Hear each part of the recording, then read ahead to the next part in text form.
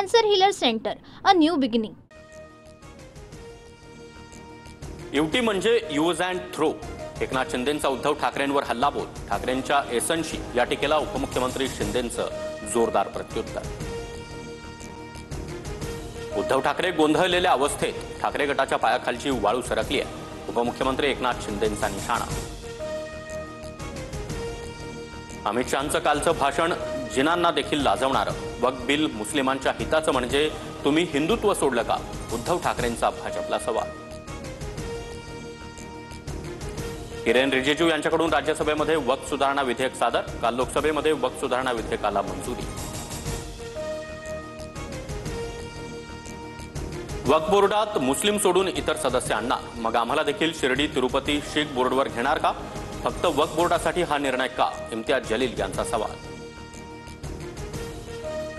दीनानाथ मंगेशकर रुग्णालयाच्या मुजोरीमुळे गर्भवती महिलेचा मृत्यू. भाजपचे आमदार अमित गोरखेंचा गंभीर आरोप.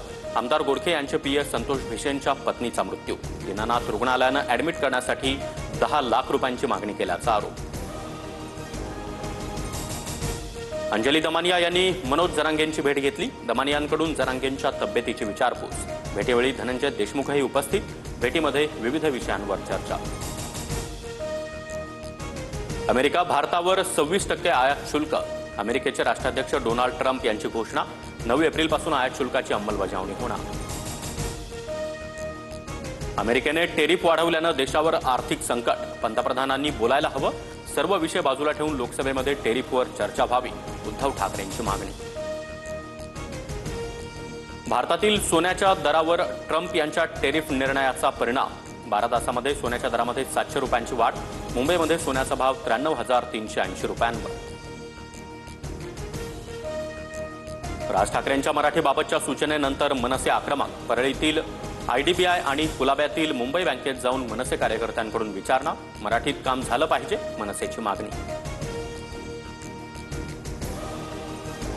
सुप्रीम कोर्टातील सर्व न्यायाधीशांनी संपत्तीची माहिती सुप्रीम कोर्टाच्या वेबसाईटवर जाहीर करावी. सरन्यायाधीश संजीव खन्ना यांचे निर्देश. मणिपूरमध्ये राष्ट्रपती राजवट लावण्याबाबतचा प्रस्ताव लोकसभेत मंजूर. राष्ट्रपती राजवटीचा प्रस्ताव आजच राज्यसभेत मांडला जाणार. बेळगावातील कारवार आणि निपाणीमध्ये राष्ट्रपती राजवट लावा. बेळगाव आणि लगतच्या मराठी बहुल भागात मराठी भाषिकांवर अन्याय सुरू. लोकसभेमध्ये अरविंद सावंत यांची मागणी. पक्षातील मतभेदानंतर ठाकरेंची शिंदेंना सीएम पदाची ऑफर. दीपक केसरकरांचा मोठा दावा. पुन्हा युतीची स्थापना करा. या शिंदेंच्या मागणीला नकार मिळाला तेव्हाच पुढचं पाऊल उचललं. केसरकरांचं वक्तव्य. पंढरपूरमध्ये 7 ते 9 एप्रिल दरम्यान चैत्र यात्रा. यात्रा काळामध्ये मांस आणि मद्य विक्रीला बंदी. यात्रा कालावधीमध्ये मंदिर परिसरात नारळ फोडण्यास देखील मज्जा. कोल्हापूरच्या वडनगे गावातील महादेव मंदिराच्या शेजारील जमीन पुन्हा चर्चेत. परिसरातील जागेवर वक्फ बोर्डाचा दावा. गृहमंत्री अमित शहांकडूनही काल लोकसभेत वडनगेमधील मंदिराचा उल्लेख. भारताच्या 4000 किलोमीटर जमिनीवर चीनचा ताबा. देशाची जमीन परत मिळवावी.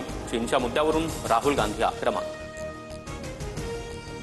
पुणे शहराच्या काही भागात अवकाळी पावसाला सुरुवात. बाणेर भागामध्ये पावसाच्या हलक्या सरी. शहरामध्ये ढगाळ वातावरण.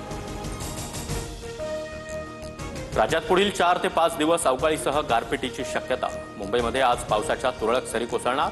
हवामान खात्याचा इशारा. ठाणे, पालघर, रायगडमध्ये देखील पावसाचा अंदाज. राज्यभरात अवकाळी पावसाचं सावट. अवकाळी पावसामुळे नागपूर, नाशिकमध्ये शेतीपिकांचं मोठं नुकसान. आयपीएलमध्ये आज कोलकाता विरुद्ध हैदराबादची लढत. दोन्ही संघांसमोर फलंदाजीमध्ये सातत्य राखण्याचं आव्हान. कोलकाताच्या ईडन गार्डन स्टेडियमवर सामना रंगणार. Cancer Healer Center, a new beginning.